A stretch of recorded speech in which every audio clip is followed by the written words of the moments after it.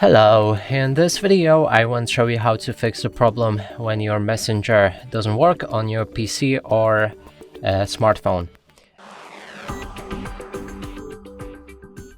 And to do this, first let's open our messenger, and here just to show you I have a Wi-Fi connection and it's connected, so I should have internet. But if we try to send any message to basically anyone, you can see the message right here and it didn't arrive. Now to fix that problem, we'll need to open our settings, then scroll all the way down and go for additional settings. Right here enter date and time and enable set time automatically.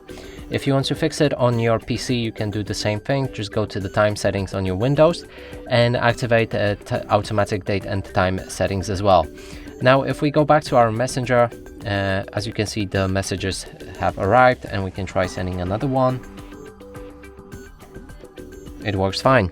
And that's it for this video. Hope you like it. Please consider subscribing to our channel, leave a like and a comment below.